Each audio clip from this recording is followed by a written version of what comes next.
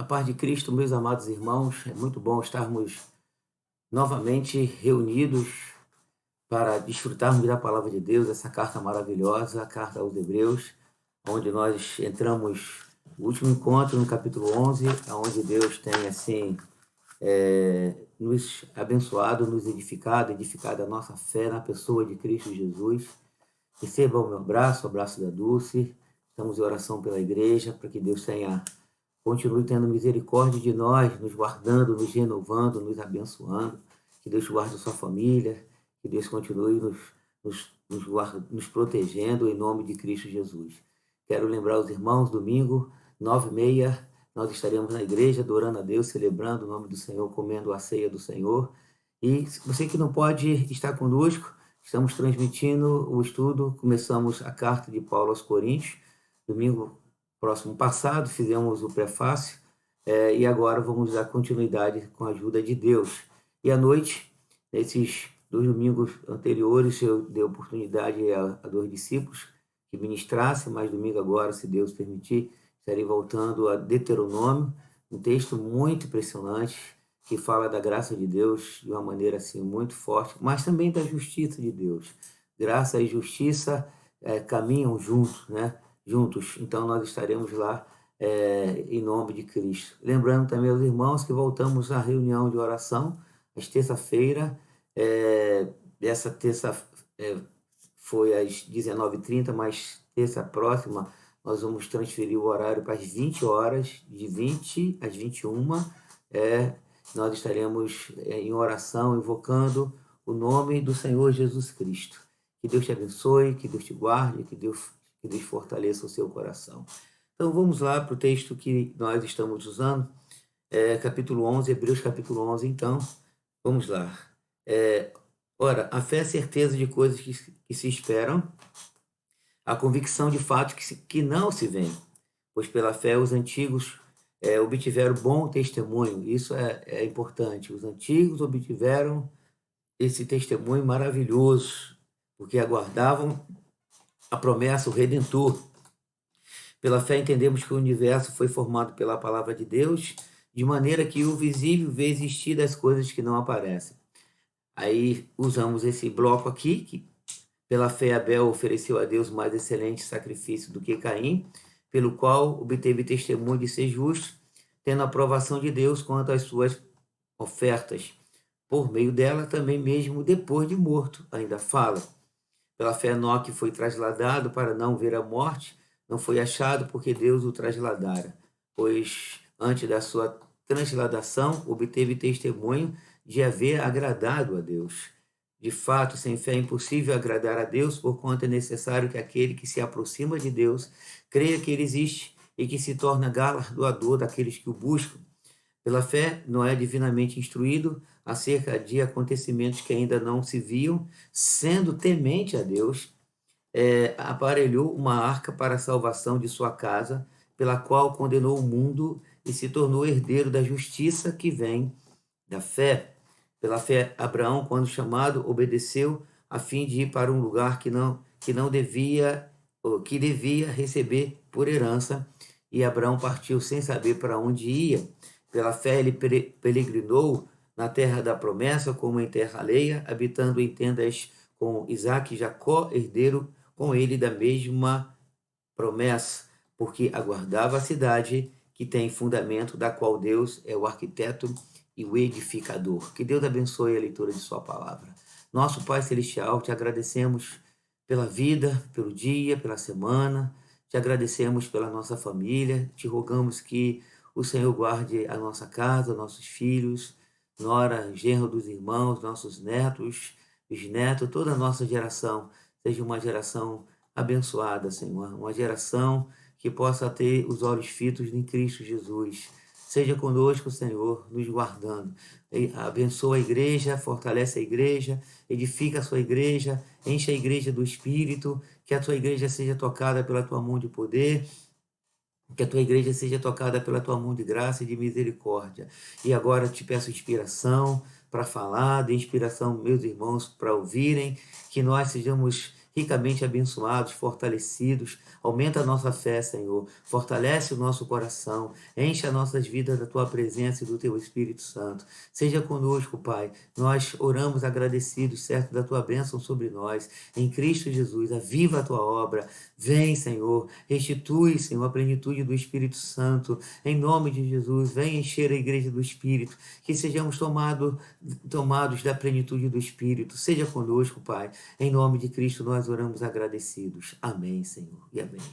Ok. Bom, avançando nessa carta doce e maravilhosa, onde o escritor, eu tenho falado que o escritor diligentemente procura mostrar aos hebreus convertidos a pessoa e a obra do Senhor Jesus Cristo, né?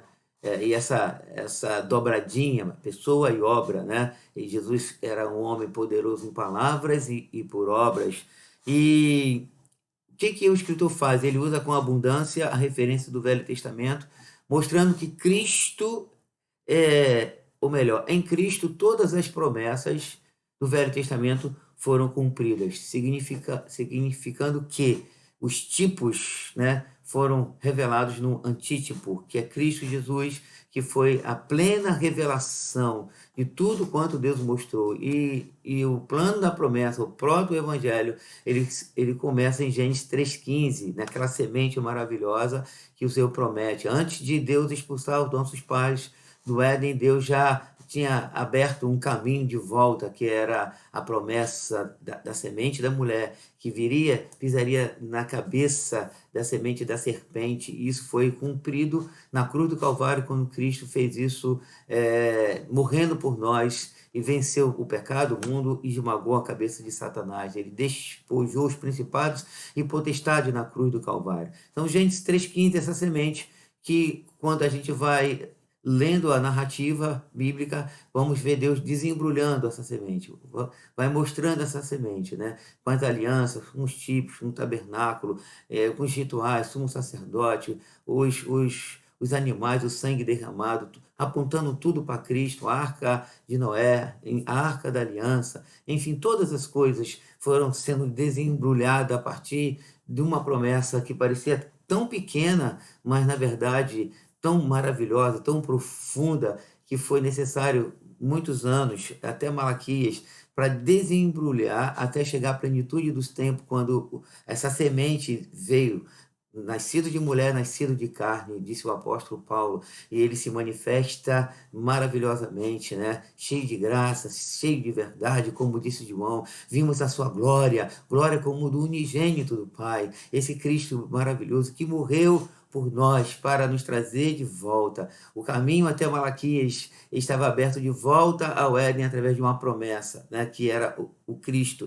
E agora o Cristo se manifesta, esse caminho é clareado, é estendido, né, na pessoa de Jesus, e ele próprio disse: vinde a mim, vinde, vinde. Então, quando nós vamos a Jesus Cristo, nós estamos voltando aos braços do Pai, porque ele é o cumprimento.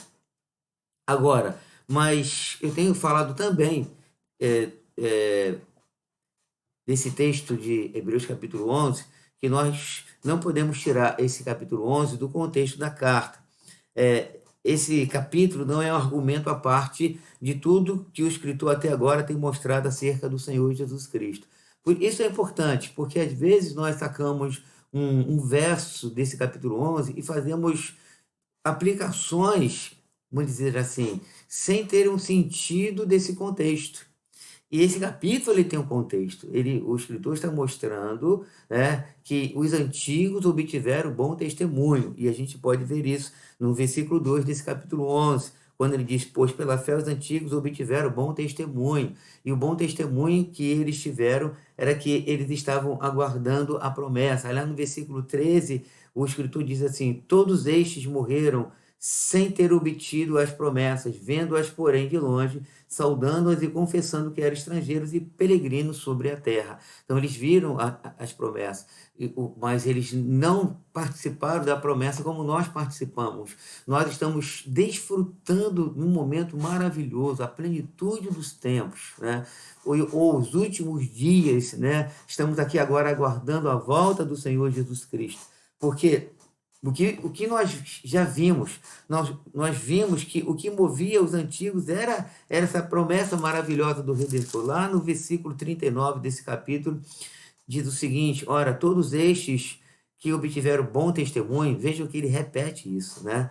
Por sua fé, não obtiveram, contudo, a concretização da promessa, mas eles morreram na promessa, morreram na fé, morreram aguardando Jesus Cristo, morreram aguardando a redenção, o Messias, o ungido de Deus que viria para resgatar o pecador. Aí nós podemos voltar ao livro de Deuteronômio, quando o Moisés diz o seguinte, né, que Deus levantaria um homem semelhante, um profeta semelhante a ele. Então, Moisés está falando de um redentor, que era o Messias. Então, o redentor já veio, mas o redentor fez uma promessa que voltaria e nos levaria para o céu, para uma cidade que a igreja aguarda, mas essa cidade é a mesma cidade que os antigos aguardavam. Nós vamos perceber, já percebemos no estudo dessa carta, que, na verdade, os antigos, não obstante a terra prometida, geográfica, Canaã, era fato,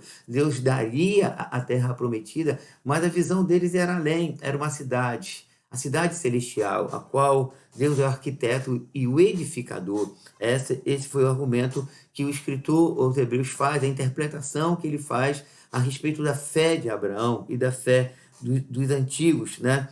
Então, toda a Bíblia, o que nós podemos ver? Que o sentido da fé antes de Cristo era Cristo. E o sentido da fé após Cristo continua sendo Cristo.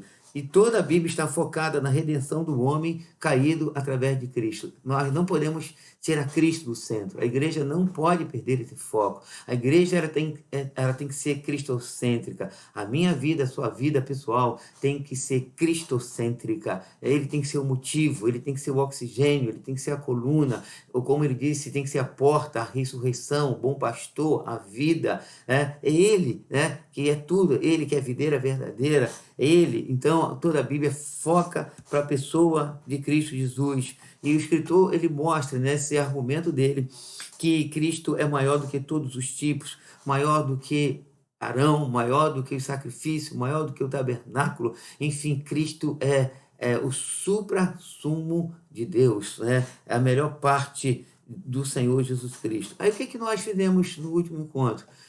Dentro desse argumento, que esse capítulo 11 está apontando para Jesus, apontando para o Redentor. Então, todo o movimento do capítulo 11, nós precisamos voltar ao contexto e perceber que esses homens fizeram o que fizeram por causa da promessa. Aí o primeiro homem foi Abel, que ele oferece as primícias do seu rebanho, um sacrifício de sangue. Eu mostrei para os irmãos que esse sacrifício de sangue de Abel apontava para Cristo Jesus. E porque ele creu em Gênesis 3,15, ele oferece o melhor, né? E eu apliquei para os irmãos, mostrando que quando nós acreditamos em Cristo, que Cristo é a promessa, nós oferecemos as primícias, nós oferecemos o melhor. Tudo que nós vamos fazer para Deus, fazemos dando a melhor parte da nossa vida, como o Abel fez, né? E eu mostrei também que o sacrifício de Abel ainda fala, porque esse sacrifício apontava para a cruz, que Abel, ele acreditou na promessa do Redentor. E o segundo homem que nós falamos foi Enoque que andou com Deus. Eu fiz uma pergunta: como o homem, após ser expulso do Éden, poderia andar com Deus? Eu mostrei para os irmãos que Enoque acreditou na promessa de Gênesis 3,15, porque em todo o Velho Testamento, todos os homens foram salvos pela promessa. Ninguém foi salvo pela lei. A lei não tinha esse propósito de salvar, né? Ela nos conduziu de fato a Cristo, mas ela não tinha um propósito de salvar. Era a promessa redentiva, Gênesis 3,15. E Enoque crê e ele anda com Deus. É como que ele estivesse regressando, voltando a Deus por essa promessa. E aconteceu uma coisa inusitada, né, na palavra de Deus. Deus toma Enoque para ele, ele foi trasladado. Aí eu mostrei para os irmãos que é assim que vai acontecer com a igreja. A igreja que acredita em Cristo, a igreja também vai ser arrebatada. E nós estaremos para sempre com o Senhor, junto com Abraão, Isaac, Jacó, e Enoque, e Noé, e Abel, e todos aqueles que acreditaram na promessa, tanto do Velho Testamento como os irmãos do Novo Testamento que acreditaram em Cristo Jesus, que se manifesta em carne e se ressuscita dos mortos, ascende, está sentado à destra de Deus Pai, e nós estaremos para sempre com o Senhor. E o terceiro homem é Noé. Noé, a Bíblia fala a mesma coisa de Noé que falou de Enoque. A Bíblia diz que Enoque andou com Deus, mas a Bíblia diz que também Noé andou com Deus. E o princípio é o mesmo. Como é que Noé foi andar com Deus? Se Noé viveu num período complicado, ele viveu no período do dilúvio, onde o pecado estava assim, derramando a medida da justiça de Deus. Aí Deus vem para dar um juízo sobre a humanidade, Deus lança um dilúvio, mas a Bíblia diz que Noé era um homem justo. E a única maneira de sermos justos é sermos justificados através do sangue de Jesus Cristo. E no Velho Testamento, para ser justo, o homem precisava crer em Gênesis 3,15. Com todo o seu desenrolar aqui, até aqui, em Gênesis capítulo 4, 6, 5, né? 5, 6, aonde vem ali o dilúvio, onde vem a maldade, o que nós tínhamos até ali? Nós tínhamos simplesmente uma promessa ainda não desembrulhada, mas o bastante, uma revelação bastante para iluminar o coração de Noé. E quem fez isso foi o Espírito do Senhor. O Espírito do Senhor revela essa bênção, essa promessa a Noé, e Noé anda com Deus. Aí o que Deus faz? Deus diz, eu vou destruir a humanidade, e Deus manda Noé construir uma arca. E aquela arca que fora construída por Noé apontava para a pessoa do Senhor Jesus Cristo. Porque Noé, ele creu na promessa e Deus o poupou do juízo. E o instrumento que Deus usou foi a arca.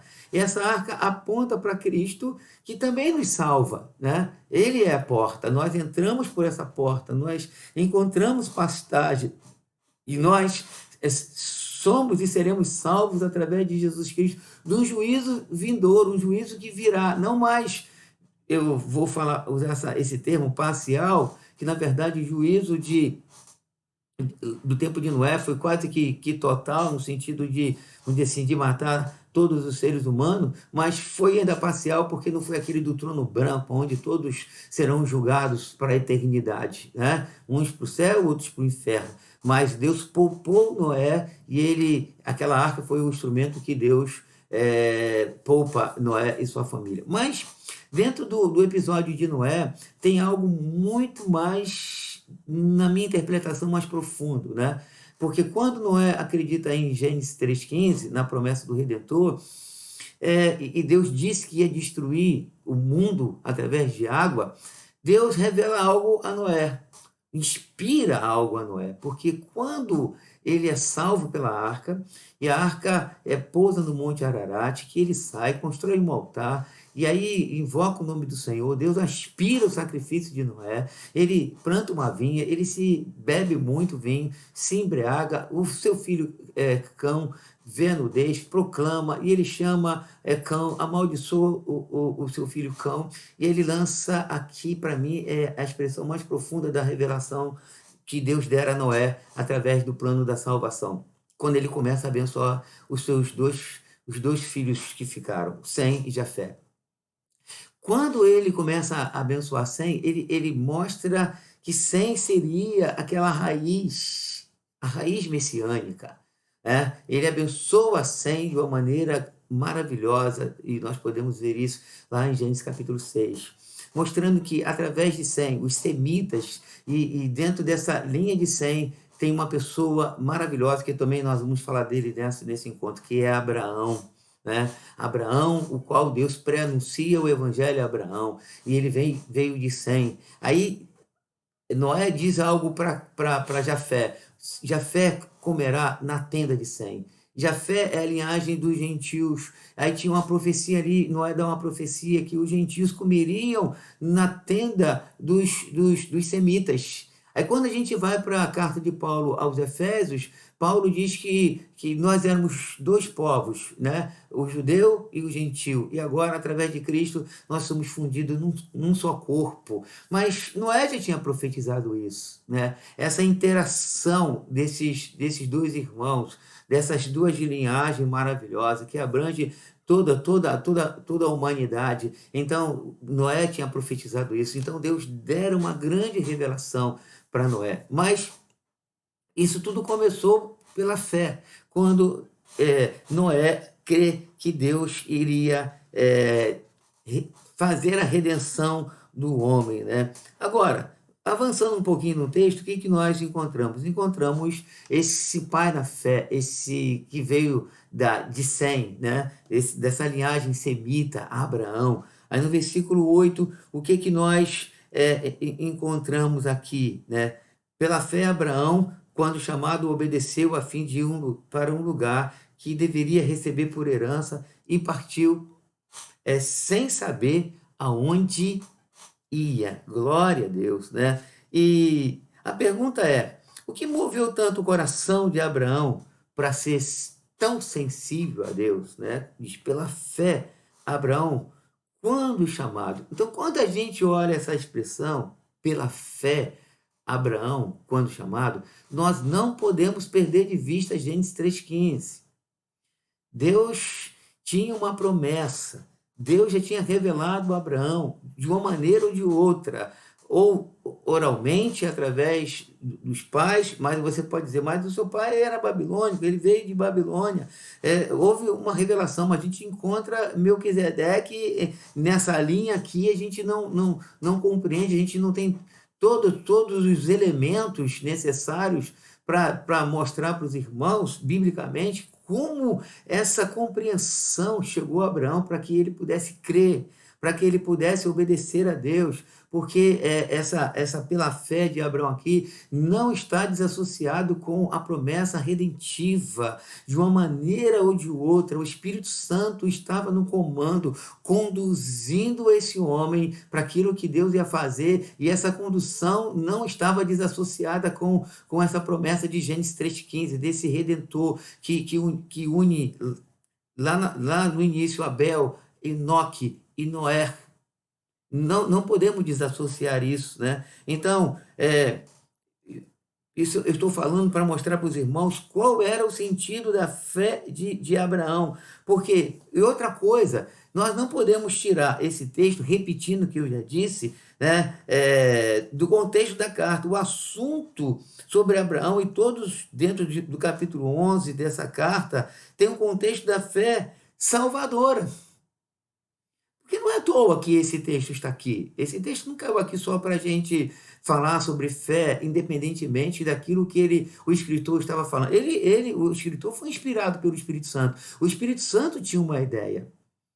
Então, e essa ideia era provar que os antigos obtiveram bom testemunho, que os antigos obedeceram, que Abraão obedeceu, saiu de uma terra, e a gente pode pensar, poxa, ele foi para uma terra que Deus nem tinha mostrado antes, mas a questão toda não era a terra, a questão toda era a promessa.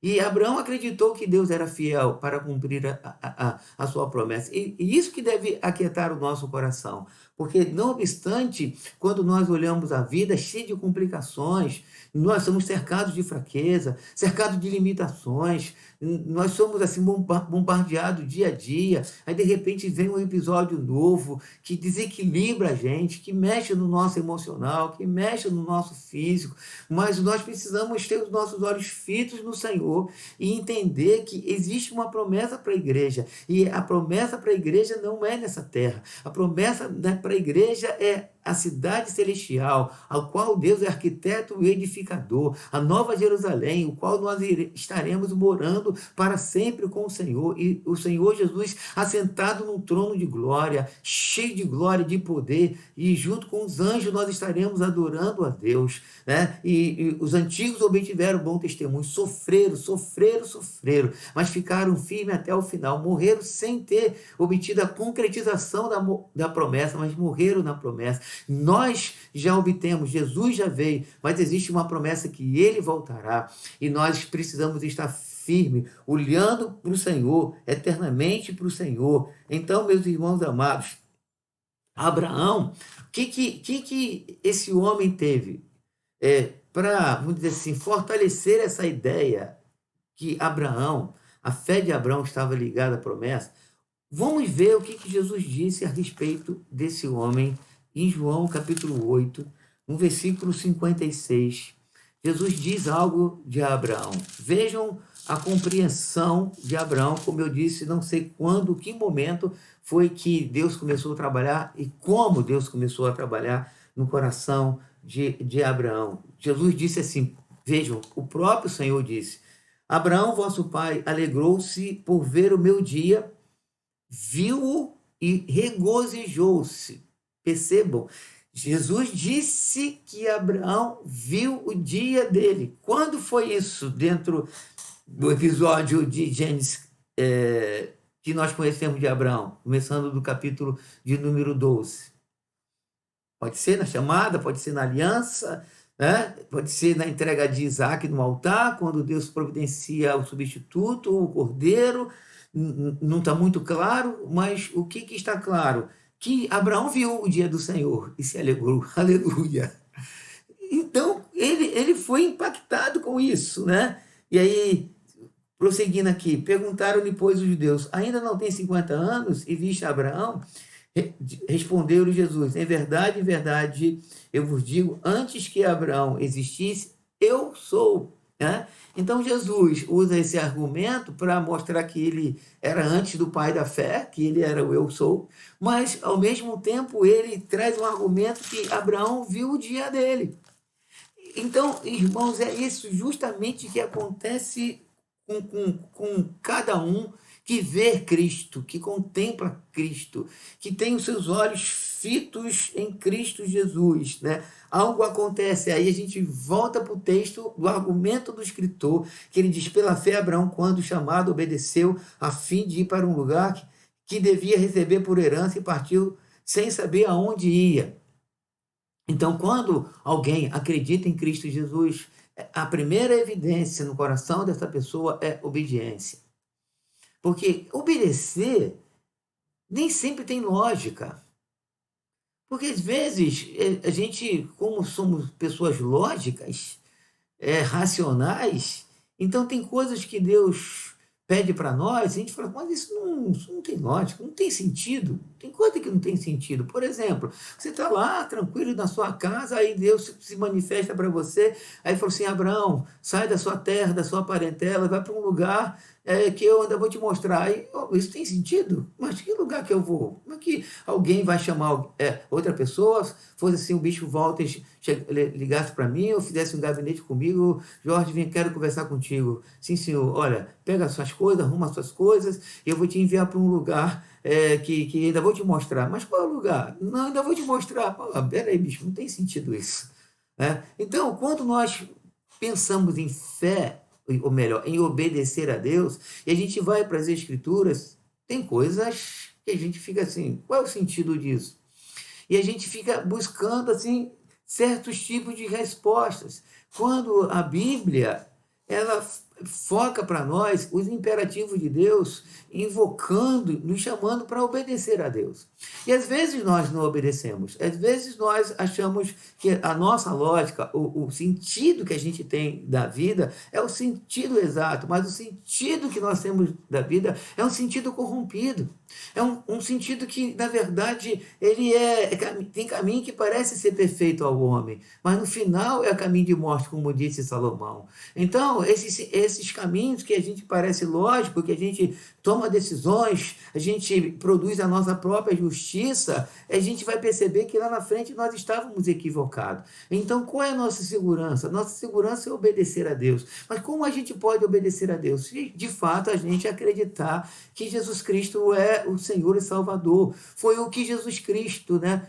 O que Jesus Cristo disse, né? Se nós precisamos crer nele conforme diz as Escrituras. Jesus disse, aquele que crê em mim, como diz as Escrituras, do seu interior fluirão rios de águas vivas. Então preste atenção nessa afirmação de Jesus. Aquele que crê em mim, conforme diz as Escrituras.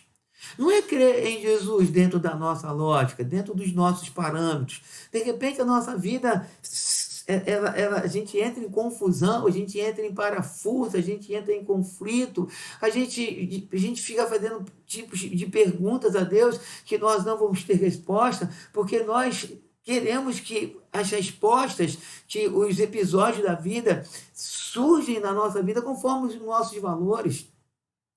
Então, a vida de fé, não obstante a gente ter, vamos dizer assim, essa liberdade, não sei nem se é prerrogativa, mas vamos dizer uma liberdade, entre aspas, de fazer réplica a Deus, na verdade, não sei se tem muito sentido. O sentido da vida cristã é obedecer a Deus, né? A gente pode perceber na vida de Abraão que ele não faz réplica a Deus. Ó, Senhor, para onde? Ele sai. Ele obedece, mas por que ele sai? É porque ele tinha uma terra garantida, o qual ele ia construir uma cidade? Não. A questão de Abraão não era a terra prometida, no sentido físico. O sentido da fé de Abraão era muito mais profundo, era superior. E é isso que a gente precisa ter. Né? Nós não podemos nos esquecer que nós somos peregrinos e forasteiros. Meus irmãos, nosso mundo não é desse mundo. Somos desse mundo, mas nosso mundo é outro. A promessa que Deus fez para nós é outra. Então, voltando para o texto, no versículo 8, diz que ele partiu sem saber para onde ia. No versículo 9, diz que pela fé peregrinou na terra da promessa, como terra alheia. Quer dizer, estava dentro daquilo que Deus tinha falado a princípio, a terra física, mas que não era isso, né? Era algo superior, mas como terra alheia. Aí o que ele faz? Habitando em tendas com Isaac e Jacó, herdeiros com ele da mesma promessa. E quando a gente vai ler a vida de Abraão, Abraão não edifica uma cidade. Abraão, ele habita em tendas, ele é um construtor de tendas e construtor de altares. Então, isso é importante dentro da revelação redentiva, porque ele não faz uma cidade, ele não edifica uma cidade fixa. Ele começa habitando em tenda, como que dando essa ideia, bom, eu não vou ficar aqui, eu só estou de passagem nesse lugar. E isso, aplicando para nós, é muito interessante, porque, não obstante a gente ter uma casa física, ter uma escritura definitiva com RG e tudo, mas isso significa que a gente olha para isso como uma coisa alheia. Né? É só um tempo, é só uma passagem, porque o que Deus tem reservado para nós é algo superior. Né? E a gente vê, vamos agora desembocar nessa definição da fé de Abraão, dentro do versículo de número 10, porque para mim, vamos dizer assim, é o âmago da fé de Abraão. Ao mesmo tempo, é a revelação da palavra do versículo 8, pela fé. Vejam só, versículo 10 desse capítulo 11, porque Abraão aguardava a cidade que tem fundamento, da qual Deus é o arquiteto e o edificador. Então, ele aguardava a cidade. O que ele aguardava? Ele aguardava a Nova Jerusalém. Então, como que ele poderia aguardar essa cidade? Por que ele aguardava essa cidade? Porque ele acreditou em Gênesis 3,15. Aí o que Deus fez? Deus mostrou Jesus para Abraão. Deus pré-anunciou o evangelho a Abraão. Deus foi desembrulhando Gênesis 3,15 para Abraão. Aí Deus foi mostrando, e aí Abraão viu o dia do Senhor. E nós também já vimos o dia do Senhor. Nós vimos o Cristo crucificado, nós vimos o Cristo morto, mas nós vimos além, nós vimos o Cristo ressuscitado, ascendido, assentado à destra da majestade, reinando sobre todas as coisas. Então Abraão, ele aguardava a cidade que tem fundamento. E aí, voltando, Abraão não constrói uma cidade física, ele habita em tenda, ele aguardava essa Nova Jerusalém, a cidade do grande rei. Meus irmãos, essa deve ser a nossa esperança. E o apóstolo Paulo, ele trata muito bem disso quando ele disse o seguinte, até na relação com os mortos, ele disse: meus irmãos, não quero que sejais ignorantes com respeito aos que dormem, pois o Senhor, dada a sua ordem, ressoada a trombeta, os mortos em Cristo ressuscitarão primeiro, e nós, os vivos, nós seremos transformados. né? Aí ele começa na teologia escatológica a respeito da segunda vinda de Jesus Cristo. Aí lá no final ele diz que os mortos que vão ressurgir primeiro, nós seremos transformados, nós nos encontraremos com o Senhor nos ares. E aí ele define, ele fecha, ele diz assim, portanto, né, a conclusão é a seguinte: habitaremos para sempre com o Senhor. Então, nós não podemos nos esquecer isso, porque quando a gente se esquece disso, quando a gente tira os nossos olhos dessa promessa, nós vamos ter uma vida de peregrino, uma vida frustrada, uma vida vazia, uma vida sem sentido, uma vida que pessoas que tentando tomar arma da psicologia, diz, não, eu preciso ser feliz, eu preciso ser um homem completo, eu preciso ser um homem realizado. Ora, no mundo pecador, no mundo cheio de dificuldade que nós temos, como que a gente pode ser feliz? Aí o que a gente percebe? A gente percebe, olhando o mundo da corrupção, de pessoas que foram presas, que tinham milhões de milhares guardados em contas bancárias, mas por que isso tudo? Para que isso tudo? Como é que o sujeito vai usar milhões e milhões de milhares de dinheiro corrupto? Aí, quando a gente olha para a vida de pessoas que tiveram 3, 4 casamentos, de pessoas que se mataram, tiraram as suas próprias vidas porque não encontraram sentido na sua vida, é melhor morrer. O que a gente percebe? A gente percebe um homem insaciável, um homem perdido em si mesmo, um homem procurando se encontrar em si mesmo.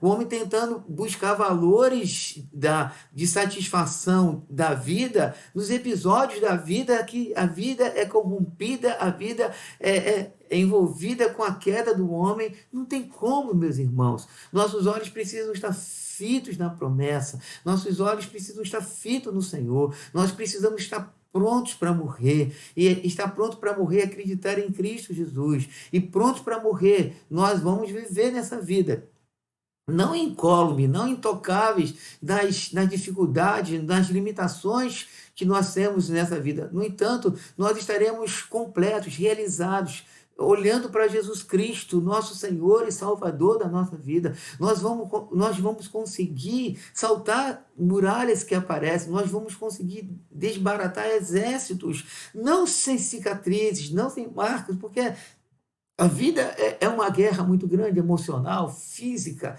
espiritual.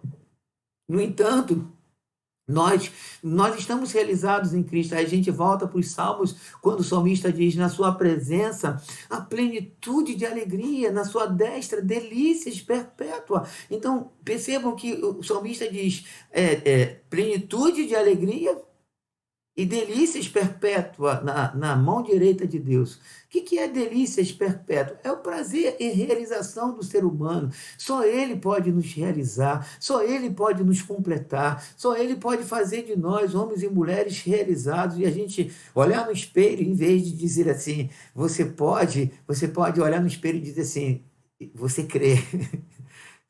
Nós cremos em Cristo Jesus. É Ele que é a pedra angular, é Ele que é a nossa satisfação. Então, quando nós cremos no Senhor Jesus Cristo, o que acontece com a nossa vida? Os nossos valores são mudados.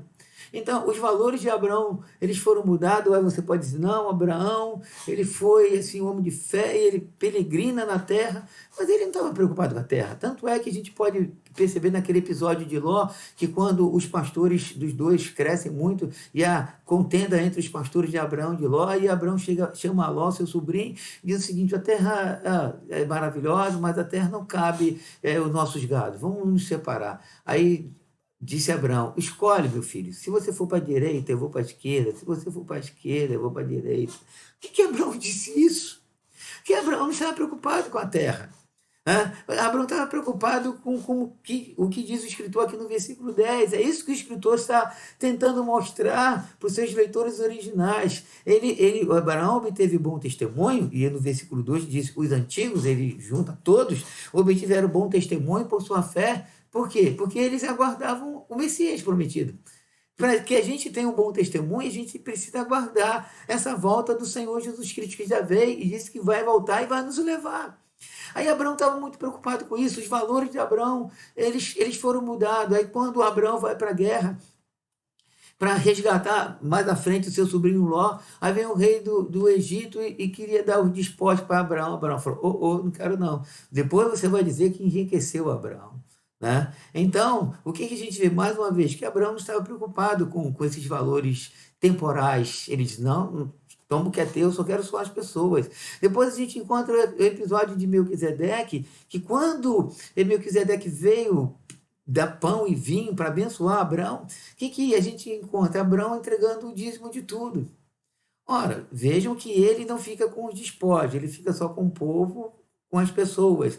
Mas ainda assim, Abraão entrega o dízimo de tudo para Melquisedeque. Percebam o desprendimento desse homem, percebam como ele estava desprendido. Meus irmãos, quando a gente crê em Cristo, não obstante a gente precisar de casa, precisar de trabalho, precisar de recurso, mas a gente não pode deixar que essas coisas dominem a nossa vida, que essas coisas dirigem a nossa vida, que essas coisas consumam a nossa vida. Né? A gente precisa estar com nossos olhos no Senhor, e eu tenho certeza que o Senhor ele vai cuidar de nós, porque domingo próximo passado nós ouvimos a exposição do antenor de Mateus capítulo 6, Jesus dizendo: Senhor, eu cuido de vocês. Foi isso que Abraão entendeu, que Deus ia cuidar dele. Tanto é que ele habita em tendas, não constrói uma cidade, que ele disse para o rei o faraó do Egito, né? Você não quero, toma, porque você não vai dizer que enriqueceu Abraão. Ele entrega o dízimo a Melquisedeque, ele manda Ló escolher a parte que Ló queria. Ele não estava preocupado com isso. Então percebam que quando a gente crê em Cristo Jesus, esses valores são mudados. Deus começa a tratar do nosso coração, e a gente passa a ser mais generoso, a gente passa a ser mais aberto, a gente passa a ver a vida assim com os olhos da fé, né? Não que a gente fique alienado. Ele está alienado. Não, ele não está alienado. Abraão não era uma pessoa alienada. Só que Abraão viu uma coisa que muitas vezes nós falamos que cremos e não vimos. E fé, a definição de fé, qual é a definição de fé? Fé é a certeza de coisas que se esperam, a convicção de fatos que não se veem. Então, essa é a definição de fé. A cruz que nós não vimos fisicamente, mas é a convicção desse fato. Nós temos a convicção que esse fato existiu. Nós temos a convicção que Jesus Cristo veio em carne. Então, se a gente tem essa convicção, a gente, pelos olhos da fé, a gente precisa ver o que Abraão viu. Porque mais à frente, um pouquinho, porque Jesus disse que Abraão viu o meu dia. Né? Eu não sei o que Jesus estava dizendo em Abraão viu o meu dia. Se literalmente, por revelação, mas que ele viu.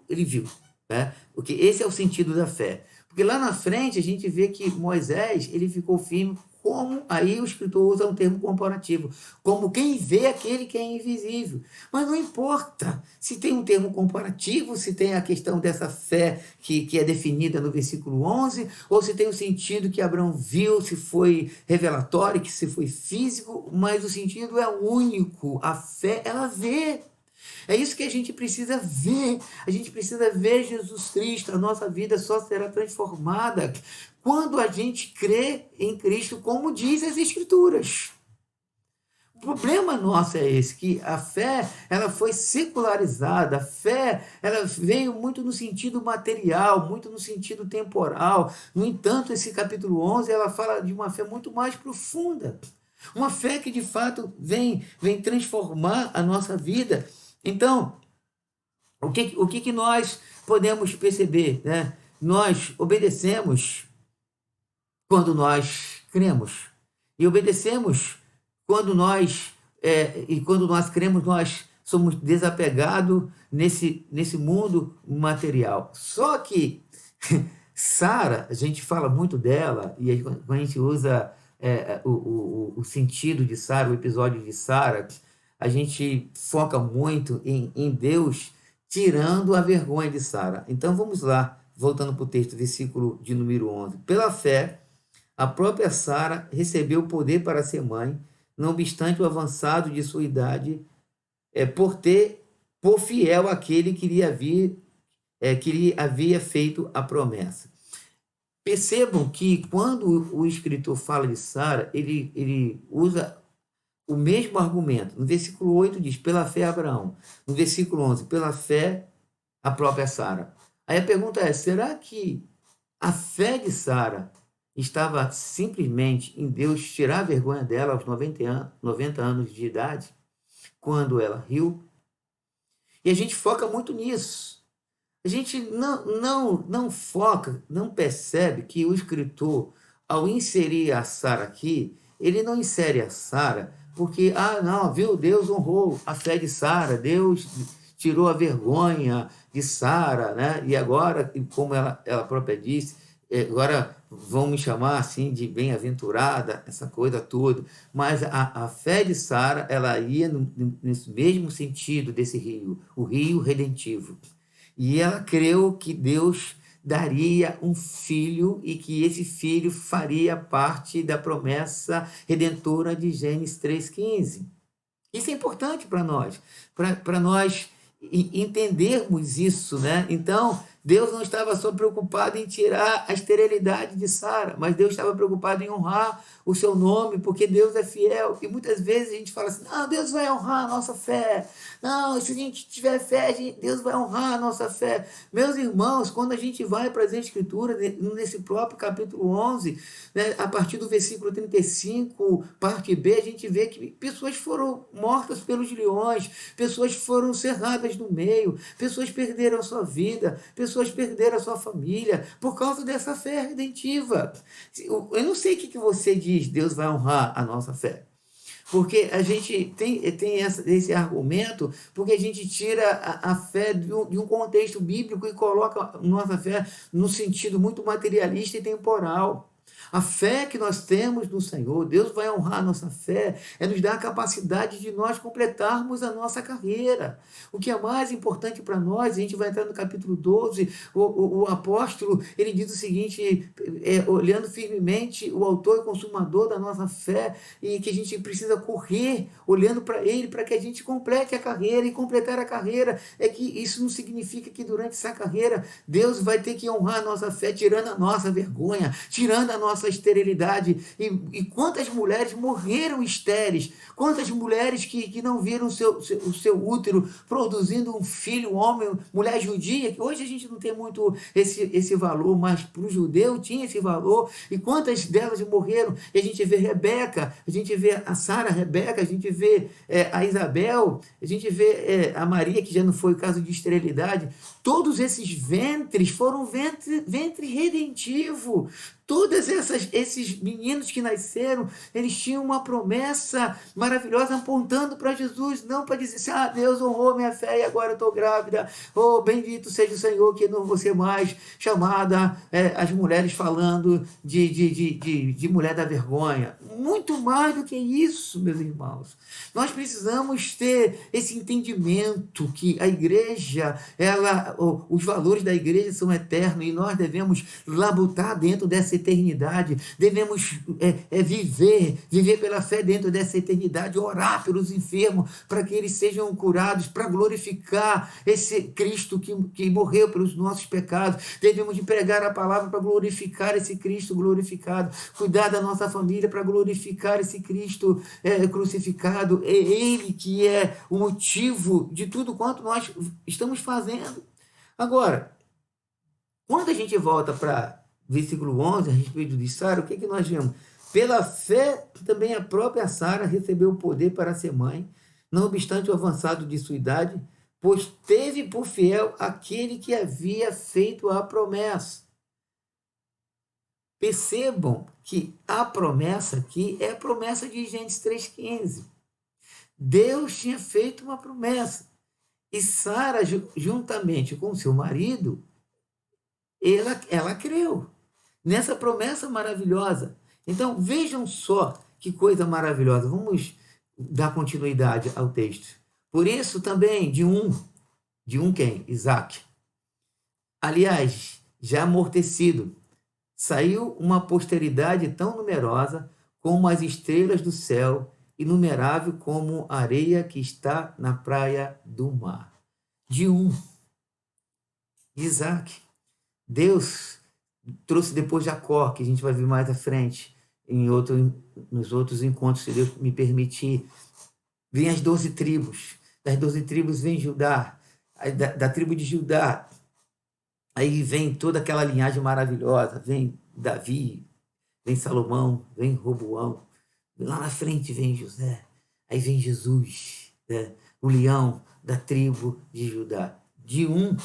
Então, o que nós percebemos? Que eles estavam firmados em Gênesis 3,15. A gente não pode tirar essa âncora da cruz.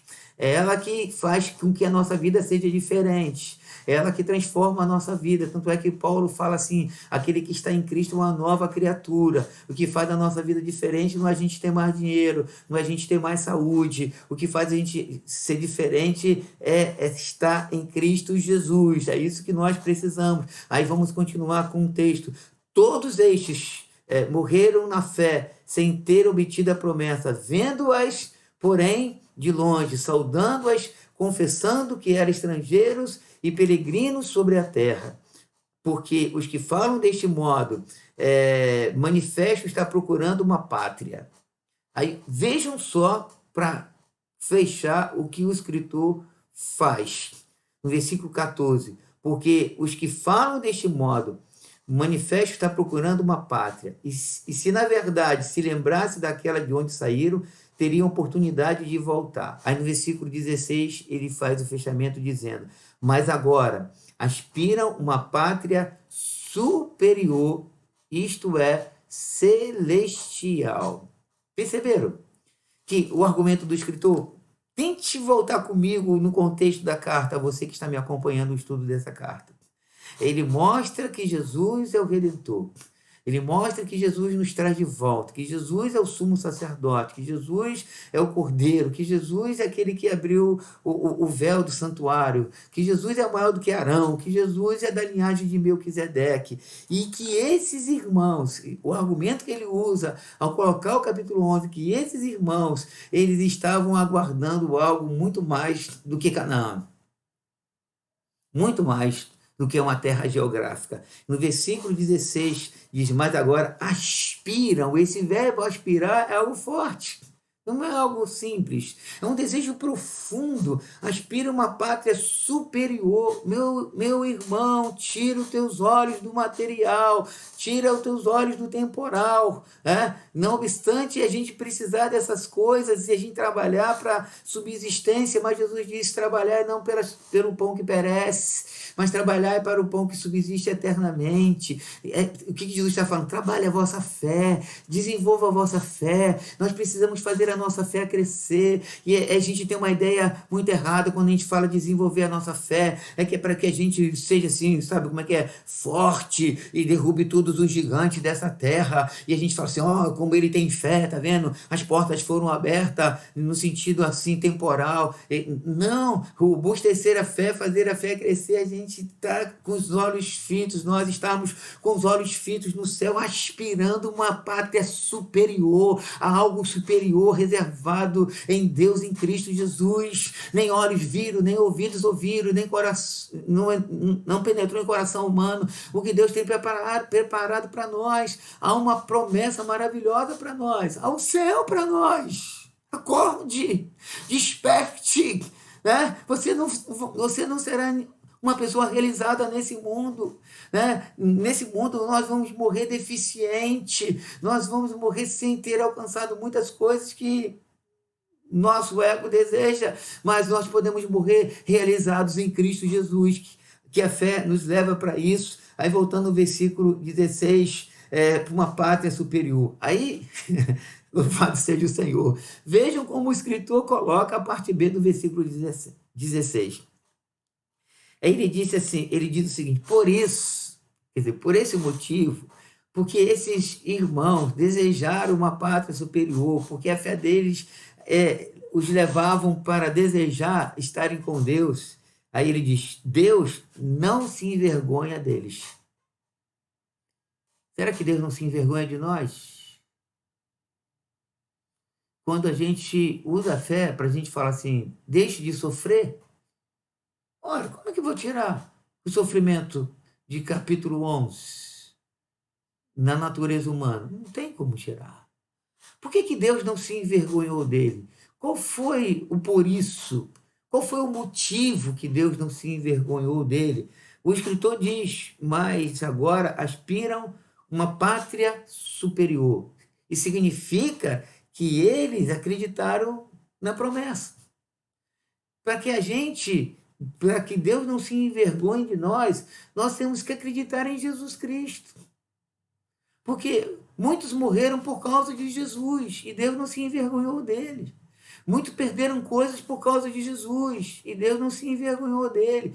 Isso não é só lá no tempo bíblico, não. No século XX, a cortina de ferro, no sentido, no mundo comunista, que o comunista estava assim, crescendo grandemente, muitos irmãos morreram pela fé.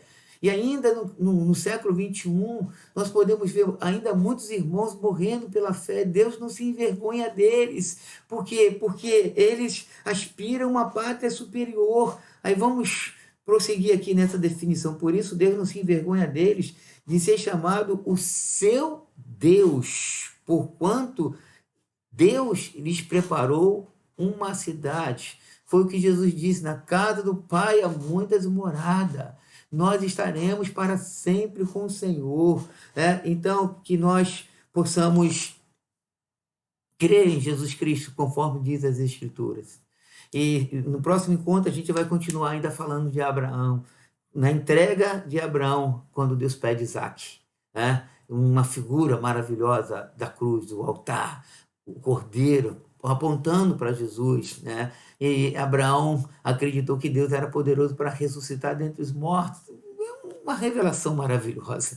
E que quando a gente acredita na promessa, eu repito, nossos valores são transformados. Talvez seus valores ainda sejam muito humanizados, muito materialistas, muito temporal. E eu me junto a você. O que nós precisamos é um aprofundamento na nossa fé, para que a gente possa viver pela fé, porque o justo vive pela fé. E que sentido é esse? Esse é o sentido de a gente olhar para a cruz, para a gente olhar para Jesus, para que a gente possa viver uma vida que a gente possa agradar a Deus, como disse aqui o escritor. Por isso Deus não se envergonha deles, que Deus não se envergonhe de nós e que nós possamos continuar caminhando, trilhando para a honra e para a glória do Senhor. Vamos orar. Nosso Deus e nosso Pai, derrama luz sobre nós, fortaleça, Senhor, o nosso coração e que nós possamos, ó Deus, crescer, Senhor, na fé e que nossos olhos possam estar postos em Ti e que nós possamos olhar a promessa redentiva, uma cidade, aonde nós estaremos para sempre com o Senhor. Senhor, Abraão viu o seu dia, Abraão aguardou essa cidade. Não só Abraão, o texto diz, Senhor, aqui nesse versículo 17, 16, agora aspiram. Ele coloca o verbo, Senhor, na primeira pessoa do plural. Havia um grupo de pessoas que aspiravam uma pátria superior, isto é, celestial. Por isso o Senhor não se envergonhou deles, que o Senhor não se envergonhe da igreja, que a igreja possa aspirar uma pátria celestial, que, ó Deus, não obstante nós estarmos nesse mundo, é fato, é verdade, precisamos do pão, precisamos de coisas, e o Senhor é o provedor dessas coisas, nós acreditamos nisso. Senhor, precisamos fazer até coisas para providenciar o caminho da subsistência, é fato, mas, no entanto, o Senhor tem nos chamado para o mundo da fé, um mundo de convicção, que nós somos simplesmente peregrinos e forasteiros nessa terra pecaminosa. Guarda o nosso coração, Senhor, que nós possamos completar a carreira, que possamos correr ao Senhor por teus braços eternamente, como Abraão, Senhor, que obedeceu, Senhor, porque ele, pela fé, ele creu na promessa. Sara, Senhor, obedeceu e muito além da vergonha dela ser tirada, ela creu que o Senhor era fiel para cumprir a promessa, aquilo que o Senhor tinha prometido. Existia algo muito além da vergonha dela, era a sua honra, a sua glória, a sua fidelidade, a promessa redentiva que viria. Senhor, nós queremos te agradecer. Nos ajuda, Senhor, e que todos os ventres estéreis que nós podemos ver nas Escrituras, quando eles frutificaram, porque eles tinham um plano redentivo, Senhor. Ó Deus, em nome de Jesus Cristo, que nossos olhos possam estar postos nisso, que nós possamos frutificar, para que, ó Deus, esse plano da promessa possa ter continuidade e que nós sejamos um vaso nas tuas mãos. Ó Deus, oramos pela nossa fé, robustece a nossa fé, guarda a nossa fé, Senhor, e que possamos completar a nossa carreira. Em nome de Jesus Cristo, nós oramos agradecidos e que os filhos da fé digam amém. Que Deus nos abençoe, que Deus nos guarde, que Deus fortaleça a nossa fé e que nós possamos completar a carreira. Que o Senhor renove as nossas forças, que o Senhor guarde a nossa família. E até domingo, 9h30, estaremos juntos, celebrando o Senhor, comendo a ceia do Senhor e dando continuidade na carta do apóstolo Paulo aos Coríntios. Que o amor de Deus, a graça de Cristo, as consolações do Espírito estejam com todos, desde agora e para todo sempre. Amém. Fique com o Senhor.